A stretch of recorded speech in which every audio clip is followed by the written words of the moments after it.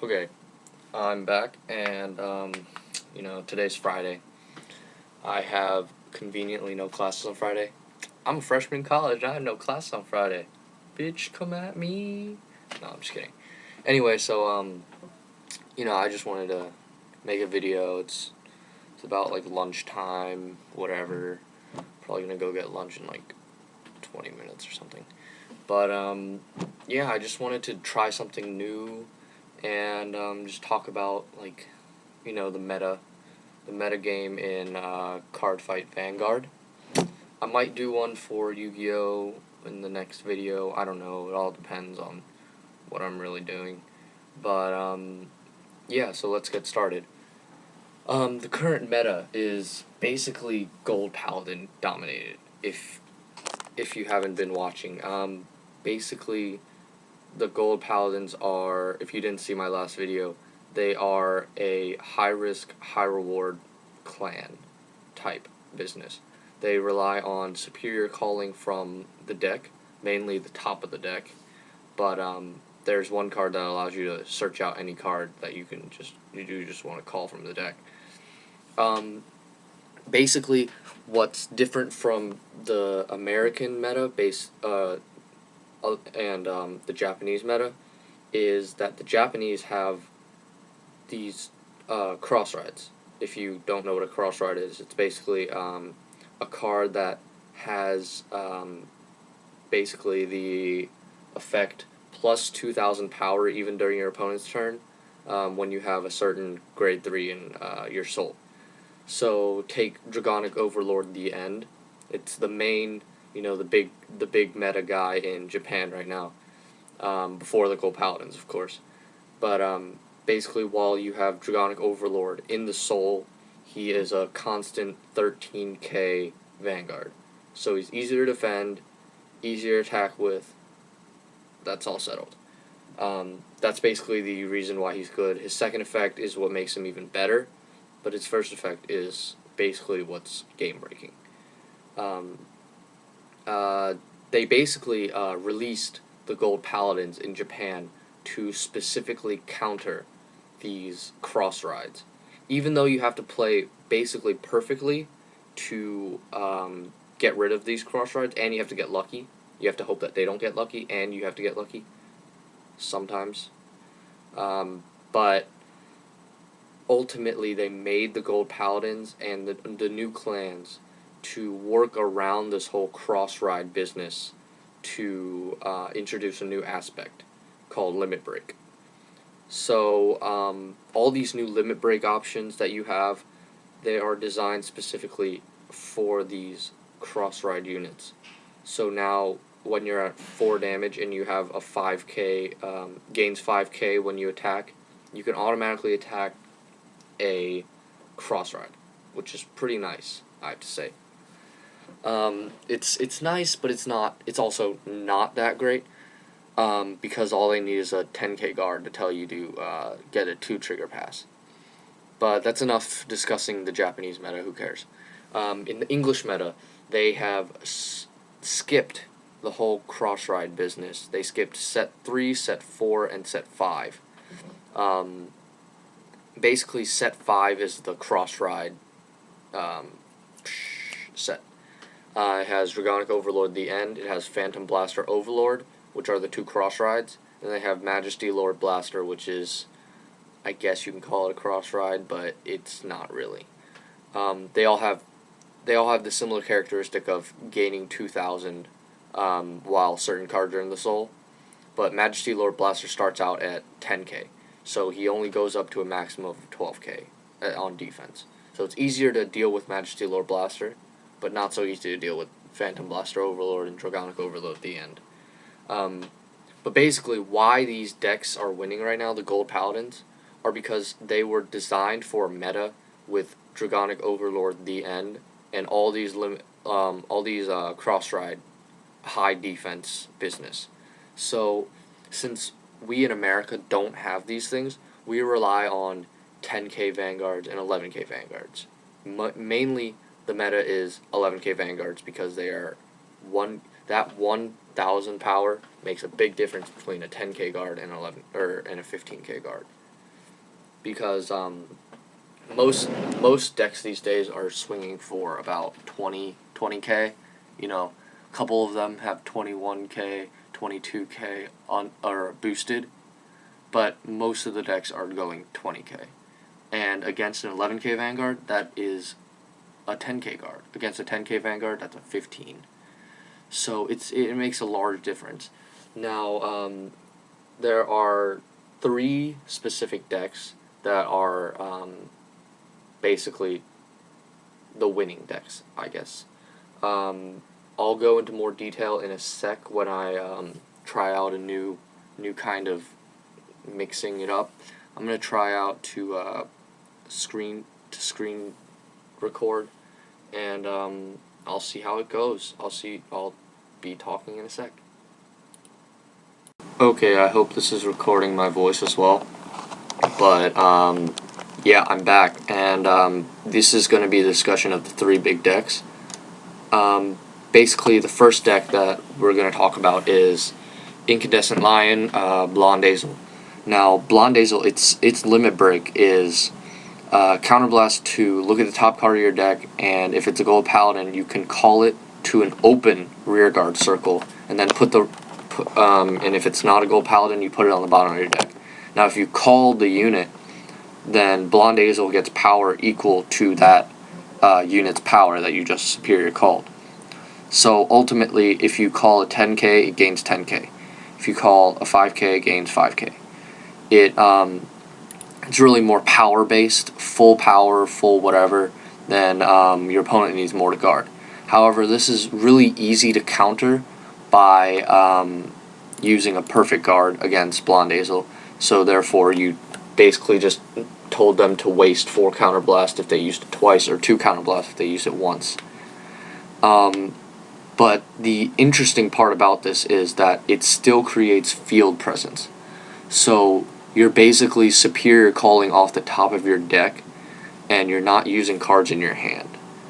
And so this is another reason why this card is really good. It also has the continuous effect of gaining 1,000 for each unit on your field during your own turn, which is kind of nice.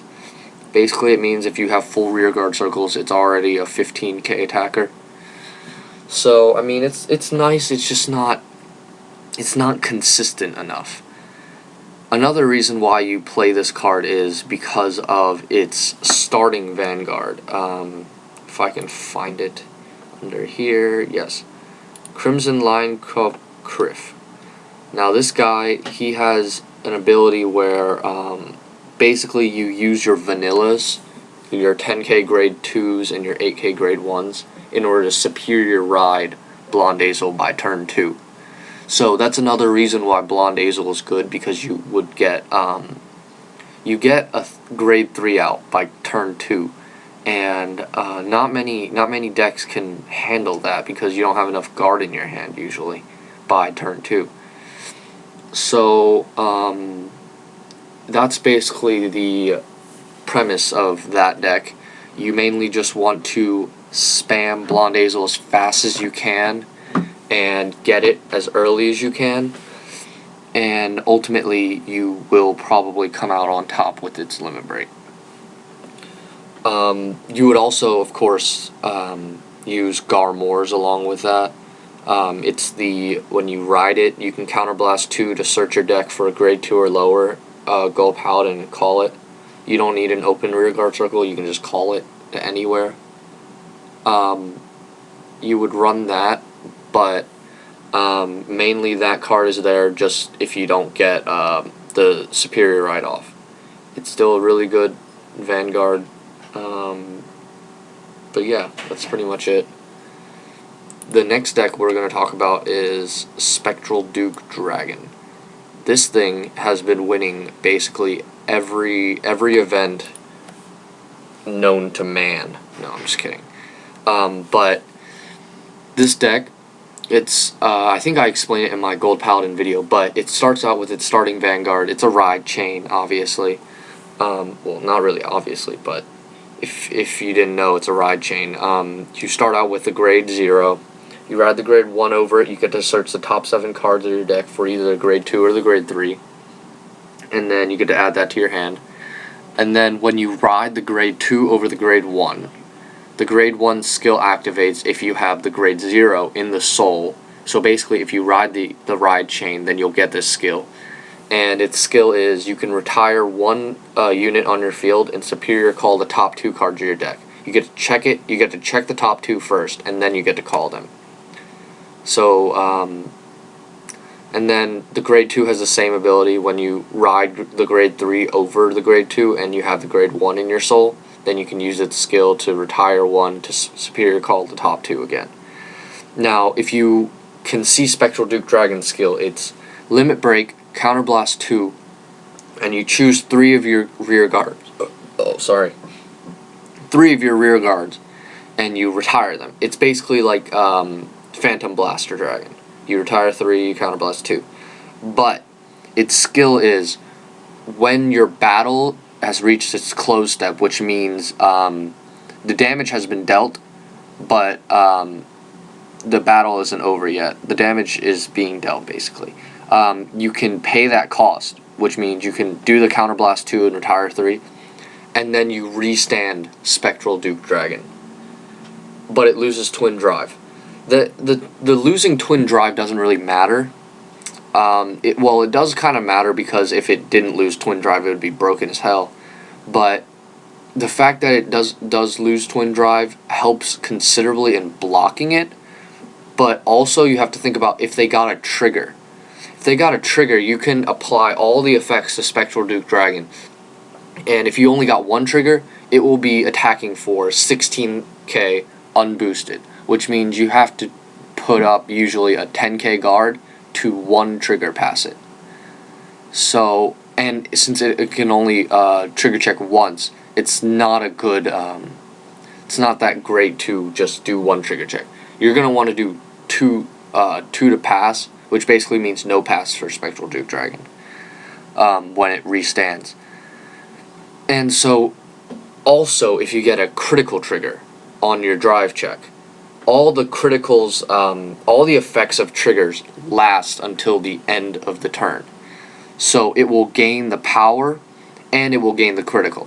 So when you're attacking again, after it stands up again, you're attacking for 16,000 if you have grade 2 in soul, or 15,000 if you don't. And you're attacking for that much, and 2 critical. So if your opponent let the first attack through, they already took, assume they're at 0 damage. If your opponent took the very first attack, and you only got 1 critical trigger, and you applied it all to Spectral Duke Dragon, they already took 2 damage. If you attack again, and you don't check any trigger, that's another 2 damage. So essentially you just took them down to 4 damage in one move. And especially if you got another critical trigger, you can apply the critical to Spectral Duke Dragon, and that's 3. So you'd essentially do 5 damage in that one turn. It's ridiculously strong if you get lucky enough. And even if you don't get lucky enough, you still get the 3 extra cards that you can use to defend next turn. You can call them next turn. Basically, the cost pays for itself. And also, the ride chain basically gives you a 3 free units to get rid of, to retire for its skill. And so basically, you're just getting a net gain of +3 if you get the ride chain off, which is incredibly helpful since this game is all about hand advantage and field advantage. More so hand advantage because you need to guard, but during your turn, field advantage is humongous. So that's basically this deck. You usually use mainly cards that can superior call from deck, that aren't Blonde Azel. Some people tech in Blonde Azel just because, but I don't like doing that. I like having Garmor or Gigantic Destroyer, or Destroyer. It's the one that when it attacks the Vanguard, it gains 2,000, so it can attack 11k Vanguards unboosted. But basically, you can also combo this move, this Spectral Duke Dragon, if you have a player of the Holy Bow or Holy something, Vivienne, if you have that card, and you have 5 damage, you can potentially limit break with this card twice in the same turn. It's redonkulous.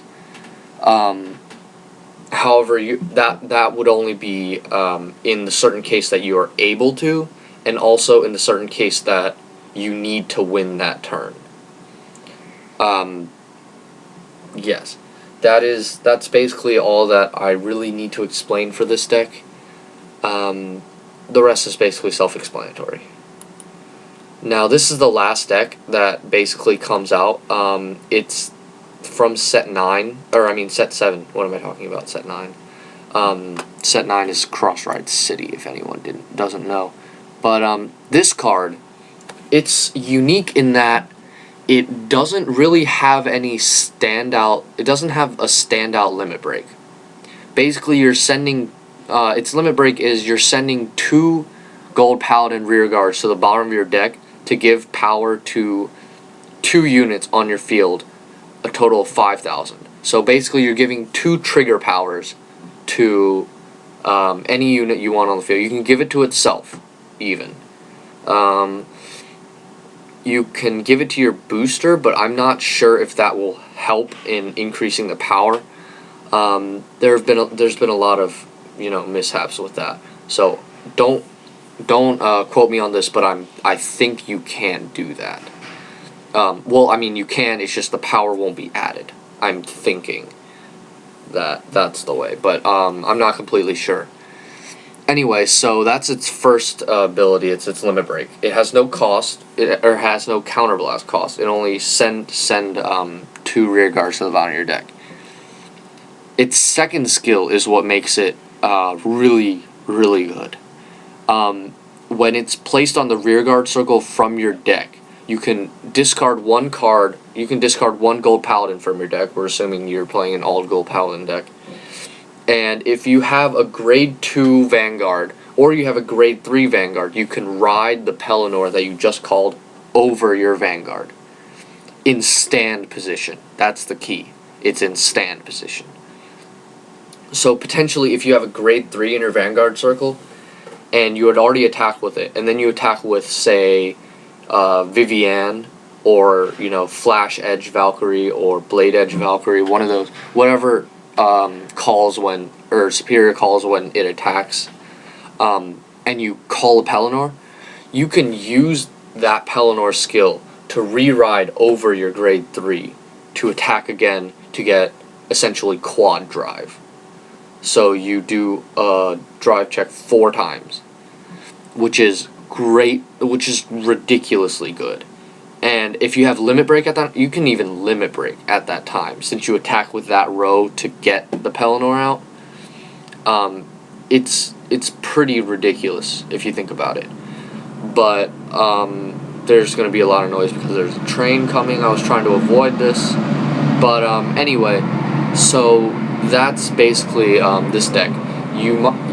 For this deck, you would have to run Lop Ear Shooter, which is basically when it's superior called from the deck, you can discard 1 card from your hand to superior call one of the cards you check on the top 3. So you check the top 3 cards of your deck, and you essentially just call one. Doesn't have to be in rest position like Spring Breeze Messenger. And then Spring Breeze Messenger is your starting Vanguard. When it boosts an attack and the attack hits a Vanguard, you can counterblast 1 to check the top 3 cards of your deck, and superior call one of them in rest position. So you can't attack with it, you can't boost with it. But it's still very powerful. If you call a Pelennor, you're essentially gaining another drive check, another 2 drive checks.